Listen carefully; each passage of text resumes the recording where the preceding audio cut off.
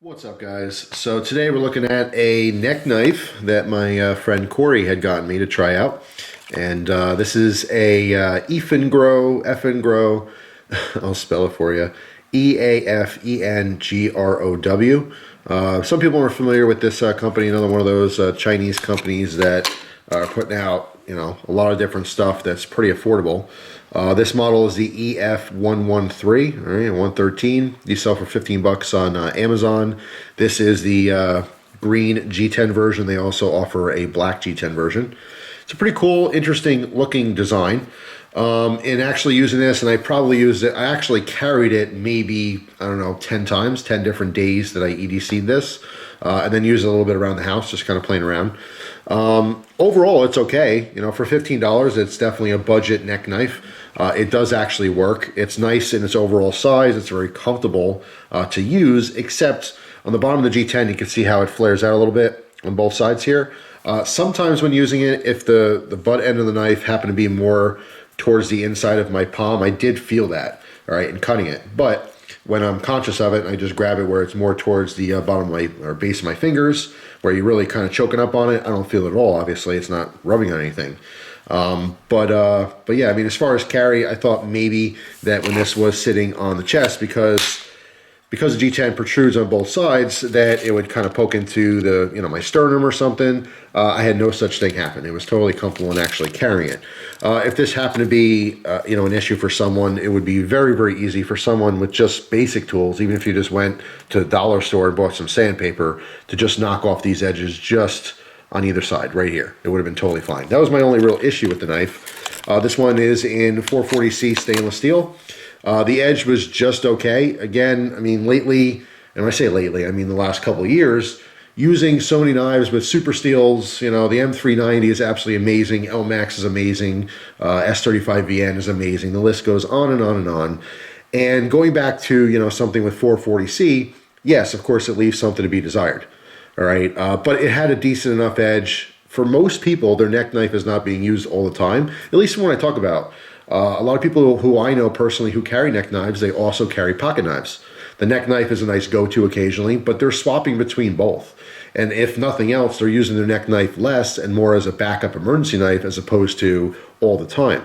So in that case, the blade steel might not matter. Of course, if you're considering carrying a neck knife for something like self-defense and you're never using it, then it could be anything. It could be pot metal. It doesn't really matter as long as it works that one time you might actually need it to save your life. So, I mean, if you're using your knife every single day and you're not that great at sharpening, then no, of course, this would not be the best choice for you. But if you have even just basic sharpening tools, the 440C on this would be totally fine. As far as some specs, weighs 2.4 ounces without the sheath, right? Just the knife itself. So probably about 3 ounces or so, a little over 3 with the sheath. I do like the fact that it came with the ball and chain. So some quick specs on this. Our blade length is 2.7 inches. All right, it is a Warncliffe style blade, which my buddy Corey likes. That's why he wanted me to check this one out. It does come to a very nice point. Being under 3 inches, it is going to be legal a lot more places. Something else to consider is there's certain states where you can open carry knives, but you can't conceal carry them. All right, so even having a knife, a pocket knife in the pocket, even if you have the pocket clip showing, in some situations, law enforcement does not consider that to be openly carrying a knife. They do consider it to be concealed. So a neck knife in general might be a good option for those particular people who are in that situation where they have to carry openly. But anyway, 3.2 inches on our handle or grip and 5.9 inches overall. This weighs 2.4 ounces without the sheath. Like I said, I mean, my initial impressions on it, you can really get high up and choke on it because of the finger troll here. My only concern or issue was these little sharp corners here, but it's only sometimes when I was using it hard and it happened to be more into the base of the palm that it became a little bit uncomfortable, but it would be a super easy fix. $15 knife, it's cool. If you like the way it looks, it's certainly worth checking out. Maybe for a first neck knife, if you like the idea, you can always upgrade later, to something with a better steel. But the 440C, like I said, it was totally fine for thousands and thousands of people for many years before, better stuff came along. So it's just one of those things. It still absolutely works. I do like the kind of black wash finish that's on the entire knife. It is full tang. This is another one of those things where the handle scales are a little bit shorter or a little bit smaller than the actual tang. Not that big of a deal in this particular case, mostly because I'm choking way up on it. But if my thumb lands on a knife with this style here, I talk about this all the time, it's a personal pet peeve because it almost feels like, you know, there's no scales at all because you're just basically resting on the spine. So back here, kind of an issue. But again, because of the style, my thumb generally landed on the back of that blade high up, right? So it didn't become, you know, too much of an issue. So overall, I think it's really cool. It's not the best neck knife in the world, but hey, for 15 bucks, it's another option, and options are certainly good. So if you happen to have this knife, I'd love to hear your opinions down below.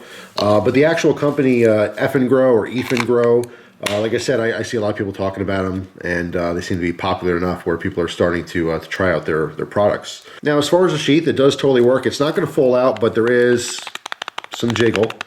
Even though they, you know, press this material into the actual grooves that are cut out onto the G10 scale, so it looks like it'd be just like such a perfect tight fit, but it's not.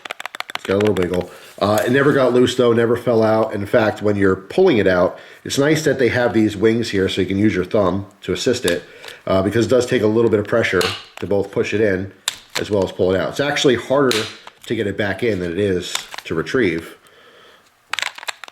There you go. But it does work. So a little bit of annoying, you know, that it rattles, but hey, I'm not doing a whole lot of dancing in my day-to-day life, so I didn't really have a problem with it making noise. But anyway, that's pretty much it. I mean, overall, it's a cool little neck knife, and it's another option. Options are very good. I know a lot of people are interested in trying out a neck knife, but you don't want to fork over a bunch of money. For 15 bucks, if you happen to like the way it looks, I can tell you that it works fairly well. But with that 440C, if you are planning on using it, I do recommend, you know, at least a cheap sharpening system just to maintain that edge. So anyway, that's it for now, guys. Another thank you to my buddy Corey hooking me up. Let me try something new. Some of you guys out there are just so nice to me, so generous, always sending things. Even when I do trades, a lot of people throw in extra stuff. And I greatly appreciate it. It really, really helps the channel. It gives me a lot more stuff to actually use and obviously make more videos on. So it is very much appreciated. Hope you guys have a wonderful day, and I will see you tomorrow with a brand new video. Take care.